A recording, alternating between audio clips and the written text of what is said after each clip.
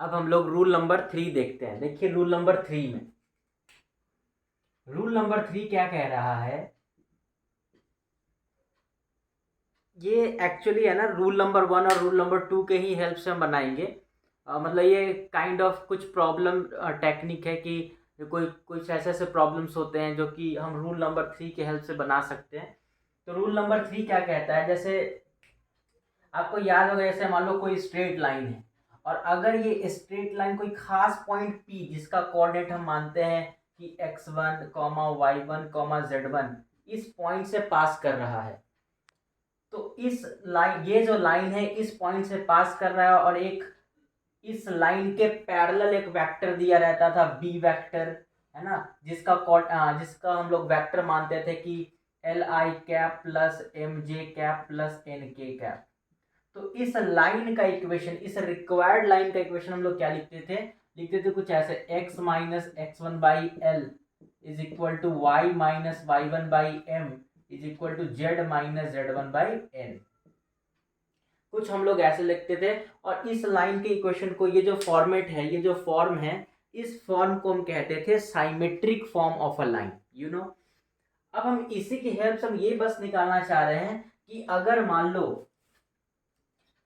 लो कि अगर हमें, जैसे आपको पता है ना, ये कोई पॉइंट आर होगा, ये कोई पॉइंट आर है जिसका कोऑर्डिनेट है एक्स वाई जेड और ये मूविंग पॉइंट है, ये पॉइंट आर मूव करेगा तभी जाकर के लाइन निकलेगा।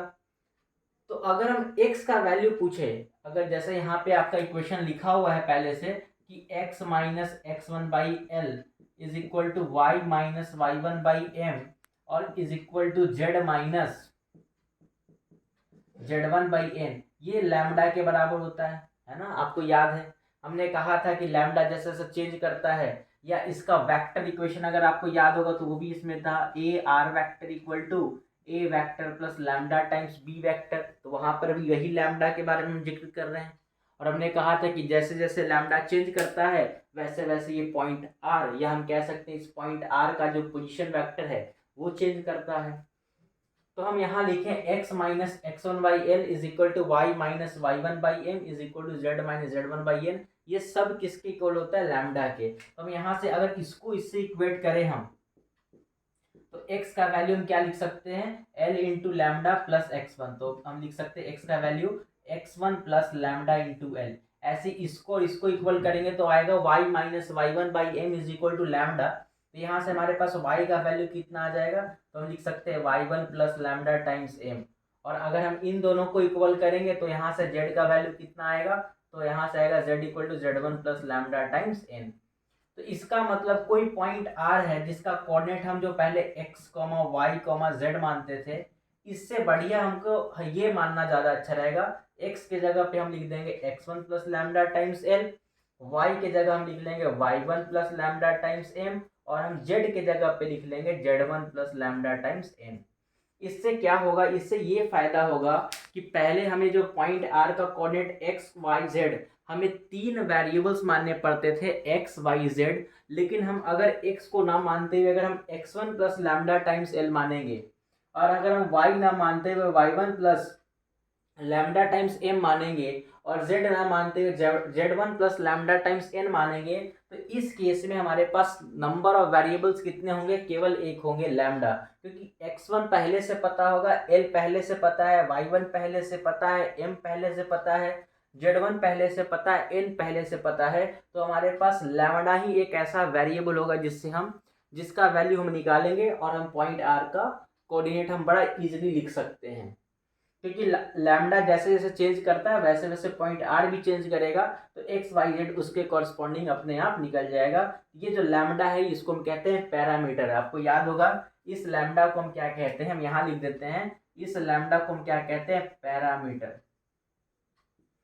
तो जैसे जैसे लैम्डा चेंज करेगा वैसे वैसे पॉइंट आर चेंज करेगा, और अगर पॉइंट आर चेंज करेगा तो एक्स वाई जेड भी चेंज करेगा। तो हम क्या करते हैं, इसी फॉर्म को हम कहते हैं पैरामेट्रिक फॉर्म। इसी चीज को हम क्या कहते हैं, पैरामेट्रिक पॉइंट कहते हैं। इसको हम कहेंगे पैरामेट्रिक पॉइंट। तो अगर हमें किसी, जैसे आपने याद होगा कि पैराबोला पढ़ते हैं या आप इलिप्स पढ़ते हैं या कुछ भी पढ़ रहे हैं, हाइपरबोला पढ़ते हैं, तो सब में पैरामेट्रिक पॉइंट होता है, जिस पैरामेट्रिक पॉइंट ये मानने से ये होता है कि जो नंबर ऑफ वेरिएबल्स होता है उसको हम रिड्यूस कर सकते हैं, या हम ऐसे कहें कि एक्स और वाई को किसी थर्ड वेरिएबल के फॉर्म में लिख लेते हैं। Exactly on the same line, ये जो लाइन का इक्वेशन पहले बड़ा फॉर्मेट में था, x minus x one by L is equal to Y minus Y one by M is equal to Z minus Z one by N.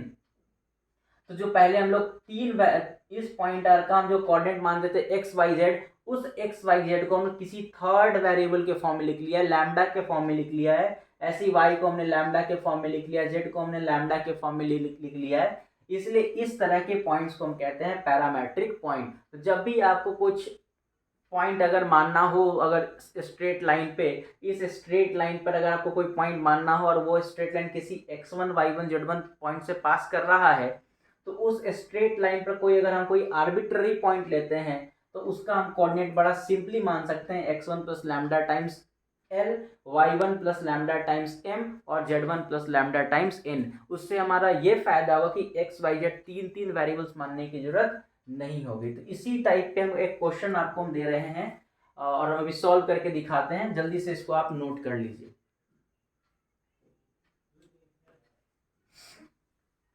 तो इस पे बड़ा शानदार सा क्वेश्चन पूछा जा सकता है, तो वो भी हम अभी जस्ट आपको हम बता रहे हैं। तो अभी हम रूल के ही अंदर हम बात करेंगे। तो एक क्वेश्चन है, बड़ा अच्छा सा क्वेश्चन है, तो हम उस क्वेश्चन को लिख ही देते हैं जिससे कि आपको थोड़ा अच्छा रहेगा कि क्वेश्चन है आपके पास।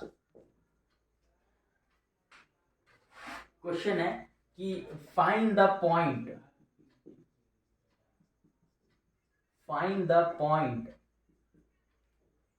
on the line, find the point on the line x plus 2, यहां लिख लेते हैं क्योंकि छोटा पड़ जाएगा फिर, x plus 2 by 3 is equal to y plus 1 by 2 is equal to z minus 3 by 2 at a distance of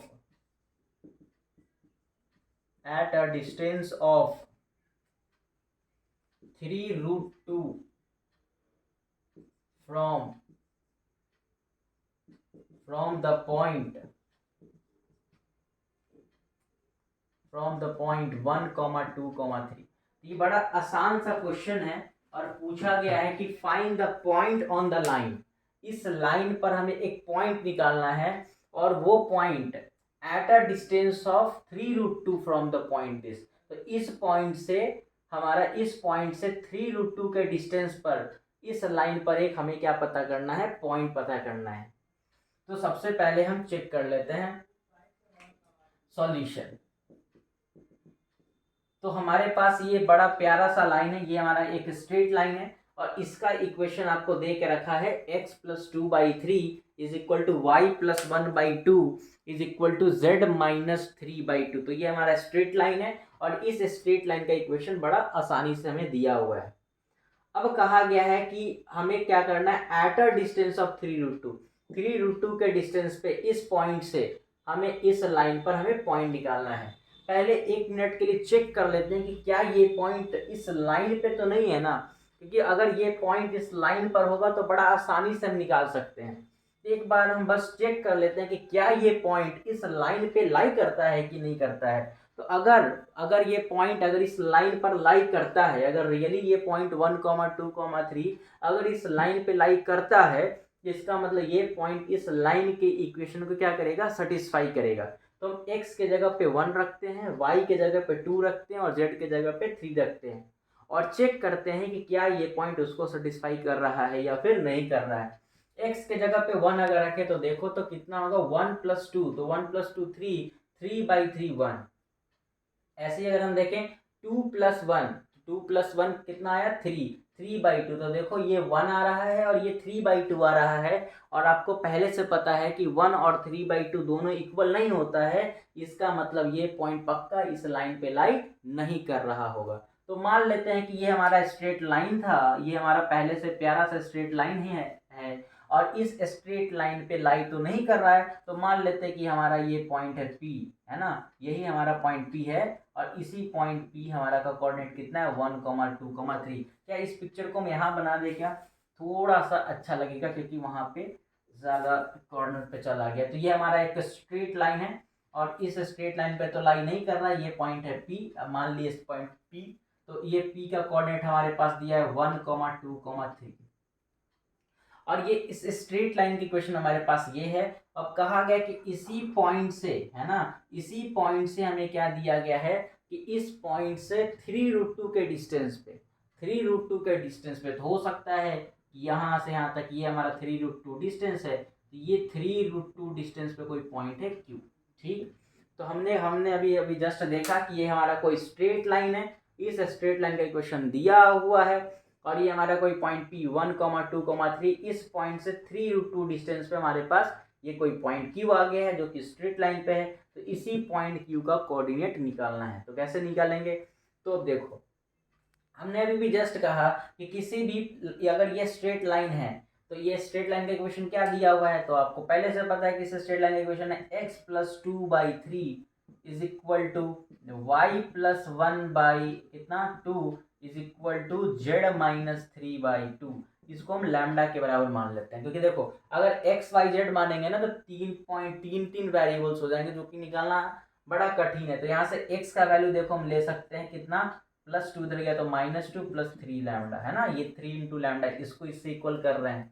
अभी हमने बताया ना x = x1 + lambda times cell, तो वो वहां से फिर ऐसे ही y = हम लिख सकते हैं -1 + 2 लैम्डा और हम z के जगह पे लिख सकते हैं, दिखाई दे रहा है ना, 3 + 2 लैम्डा।